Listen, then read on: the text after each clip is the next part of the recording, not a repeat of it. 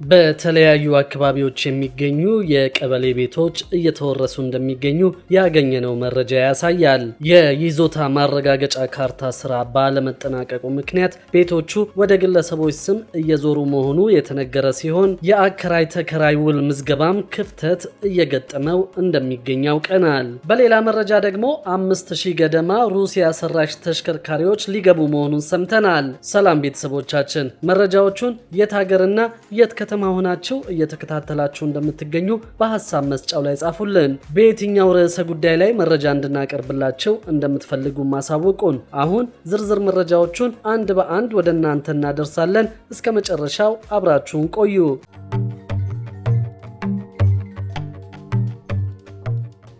በተለያዩ አካባቢዎች የሚገኙ የቀበሌ ቤቶች እየተወረሱ እንደሚገኙ ያገኘነው መረጃ ያሳያል። የይዞታ ማረጋገጫ ካርታ ስራ ባለመጠናቀቁ ምክንያትም ቤቶቹ ወደ ግለሰቦች ስም እየዞሩ መሆኑ የተነገረ ሲሆን የአከራይ ተከራይ ውል ምዝገባም ክፍተት እየገጠመው እንደሚገኝ ያውቀናል። የአዲስ አበባ ቤቶች ልማትና አስተዳደር ቢሮ የመንግስት ቤቶች የይዞታ ማረጋገጫ ካርታ ስራ አለመጠናቀቁ በስሩ የሚገኙት ቤቶች በህገወጥ መልኩ ወደ ግለሰቦች እንዲዞሩ በር እየከፈተ እንደሚገኝ አስታውቀዋል። የአከራይ ተከራይ ውል ምዝገባ ሙሉ በሙሉ ባለመጠናቀቁና የአዲስ ውል ምዝገባዎች መረጃ እየተለየና እየተደራጀ ባለመሆኑም ስራዎችን በተቋሙ የመረጃ ቋት ላይ ለመጫን ክፍተት እየፈጠረ እንደሚገኝም ቢሮ ጨምሮ ገልጿል። የደረሰን መረጃ እንደሚያመላክተው አሁን ላይ ከ150 ሺህ በላይ የመንግስት የመኖሪያና የንግድ ቤቶች መረጃ በተቋሙ በለማው ቴክኖሎጂ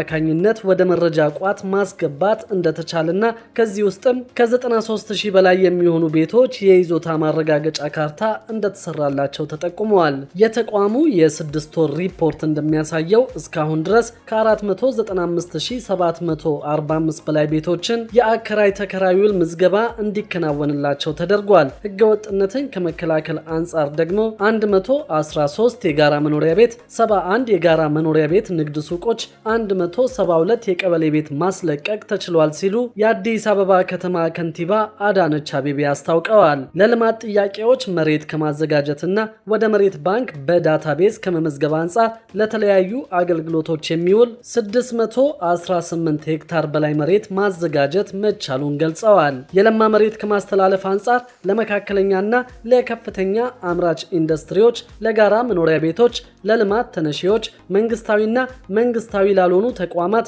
ለተለያዩ የሃይማኖት ተቋማት፣ ለጥቃቅንና አነስተኛ የሥራ ዕድል ፈጠራ፣ ለጊዜያዊ መጠቀሚያ ሀገራዊ ፋይዳ ላላቸው ፕሮጀክቶች የሚውል ከ402 በላይ ሄክታር መሬት ማስተላለፍም ተችሏል። በተጨማሪም ለ3935 በላይ የልማት ተነሺዎች ደግሞ ምትክ ቦታ እንዲሰጣቸው ተደርጓል ተብሏል። በየጊዜው አዲስ የሚመጡ የይዞታ ማህደራትን ሙሉ በሙሉ በዘመናዊ ቴክኖሎጂ አገልግሎት ለማሰጠት እንዲቻል ማህደራት ላይ የአሰራር ጥራት ኦዲት በማድረግ በተከታታይነት እየተሰራ መሆኑ ታውቋል። በሌላ መረጃ ደግሞ 5000 ገደማ ሩሲያ ሰራሽ ተሽከርካሪዎች ሊገቡ መሆኑን ሰምተናል። አምስተኛ ትውልድ ምርቶች የተባሉ 5000 ሩሲያ ሰራሽ የደረቅና የፈሳሽ ጭነት ተሽከርካሪዎች ወደ ኢትዮጵያ ለማስገባት መዘጋጀቱን የኢትዮጵያ ትራንስፖርት አሰሪዎች ፌዴሬሽን አስታውቋል። ፌዴሬሽኑ ይህንን ያስታወቀው ወደ ሀገር ይገባሉ ስላላቸው ተሽከርካሪዎች ለአባላትና ለወኪሎቹ ማብራሪያ ሲሰጥ ነው። ተሽከርካሪዎቹ ለኢትዮጵያ መልክዓ ምድር ተስማሚ መሆናቸውን ለማረጋገጥ ለረጅም ጊዜ ጥናት ሲደረግ መቆየቱን የፌዴሬሽኑ ፕሬዝዳንት አቶ ብርሃኑ ዘሩ ተናግረዋል።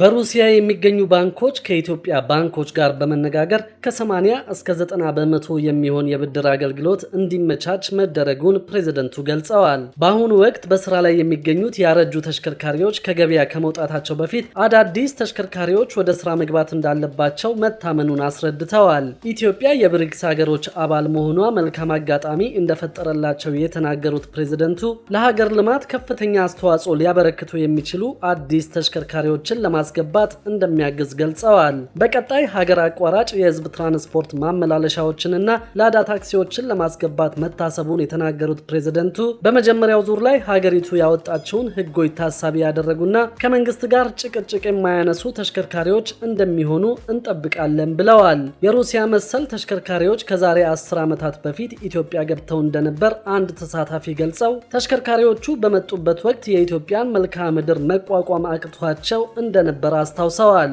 አሁንም ቢሆን መሰል ችግሮች እንዳያጋጥሙ ጥንቃቄ ሊደረግ እንደሚገባ ገልጸዋል።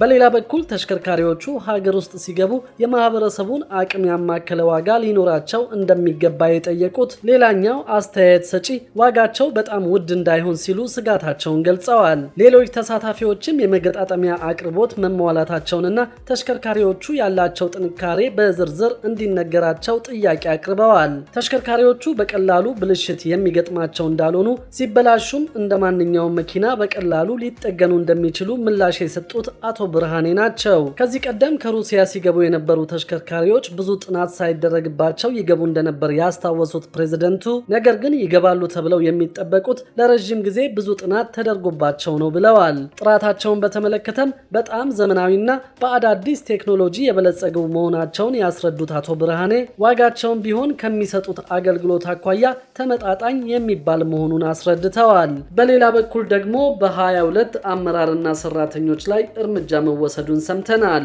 የህግ የበላይነትን ለማረጋገጥና ብልሹ አሰራርን ለመቅረፍ በተከናወነ ስራ በ22 አመራርና ሰራተኞች ላይ አስተዳደራዊ እርምጃ መውሰዱን የኢትዮጵያ ኤሌክትሪክ አገልግሎት አስታውቀዋል። እርምጃው የተወሰደው ከደንበኞች የቀረቡ የብልሹ አሰራርና የሙስና ጥቆማዎችን መሰረት በማድረግ መሆኑን ተቋሙ ይፋ አድርጓል። በዚሁ መሰረት አስፈላጊው ማጣራት ተደርጎ 3ቱ በጽሁፍ ማስጠንቀቂያና 19ኙ ደግሞ የደሞዝ ቅጣት ተላልፎባቸዋል። በሌላ በኩል በበጀት ዓመቱ ባለፉት 7 ወራት ብቻ ከ50 ሚሊዮን ብር በላይ የሚገመት የንብረት ስርቆትና ውድመት ተፈጽሞብኛል ሲልም ተቋሙ አስታውቋል። የተፈጸመው ስርቆትና ውድመትም የኃይል ስርቆት፣ የትራንስፎርመር ስርቆት፣ ቆጣሪ መነካካት፣ የኤሌክትሪክ መስመር ጉዳት፣ የመሰረተ ልማት ስርቆት፣ የተቋሙ ሰራተኞችን ስራ እንዳይሰሩ ማወክና የኬብል ስርቆትን የሚያጠቃልል መሆኑ ተመላክቷል። ከዚሁ ጋር በተያያዘ በአጠቃላይ 163 ወንጀሎች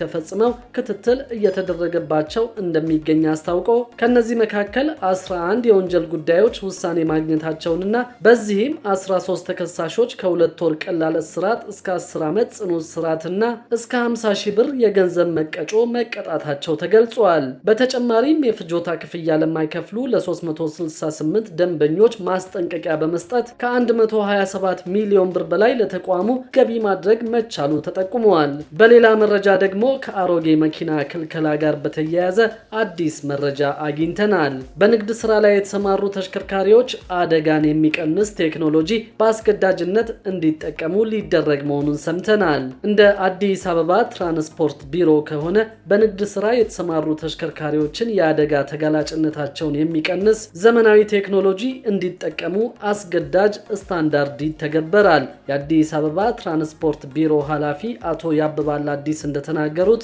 በከተማዋ ከግማሽ በላይ የሚሆነውን ከፍተኛ ጉዳት የሚያደርሱት በንግድ ትራንስፖርት አገልግሎት የተሰማሩ ተሽከርካሪዎች ናቸው። ለትራፊክ አደጋና ለመንገድ ደህንነት ተጋላጭነት ከሚጨምሩ ሁኔታዎች ውስጥ በፍጥነት ማሽከርከር አንዱ እንደሆነ የገለጹት ኃላፊው ይህንን ለመቆጣጠርና ችግሩን ለመቀነስ በቅድሚያ በንግድ ስራ ላይ የተሰማሩ መኪናዎችን ተጋላጭነት የሚቀንስ ቴክኖሎጂ እንዲገጥሙ ይደረጋል። እንደ ኃላፊው ከሆነ 50 በመቶ የትራፊክ አደጋ የሚደርሰውም በኮድ 3 ተሽከርካሪዎች ነው። የአደጋ ተጋላጭነትን የሚቀንስ ቴክኖሎጂ በአስገዳጅነት እንዲያስገጥሙ የማድረጉ እንቅስቃሴ በንግድ ስራ የተሰማሩ ተሽከርካሪዎችን ወይም ኮድ 3 መኪናዎች ላይ ይጀመር እንጂ በቀጣይ በሁሉም መኪናዎች ላይ የሚተገበር ይሆናል። ፍጥነትን መገደብ የሚጠቅመው ለባለመኪናው እንደሆነ ያስረዱት አቶ ያብባል በተለይ የኮድ 3 ባለንብረቶች ቀድመው ቴክኖሎጂውን በመጠቀማቸው እንደ እድል ሊወስዱት እንደሚገባ ገልጸዋል። ይህ በእንዲህ እንዳለ በአዲስ አበባ ከተማ የሚገኙ አሮጌ ተሽከርካሪዎችን በአዲስ ለመቀየር ጥናት ከተደረገ በኋላ በአዲስ የመተካትና የምርት ዘመናቸውን በማየትም በከተማው እንዳይንቀሳቀሱ የሚደረግበት አሰራርም ሊተገበር እንቅስቃሴው ተጀምሯል። ክቡራትና ክቡራን የአዲስ ቢዝነስ የዩቲዩብ ቻናል ተከታታዮቻችን ይህንን ቻናል ሰብስክራይብ ሳታደርጉ የምትከታተሉ ከሆነ ቢዝነስና ሌሎችም ተያያዥ ጉዳዮችን በተመለከተ አዳዲስ መረጃ ለማግኘት የዩቲዩብ ቻናሉን ሰብስክራይብ በማድረግ ቤተሰብ እንድትሆኑን በትህትና እንጠይቃለን።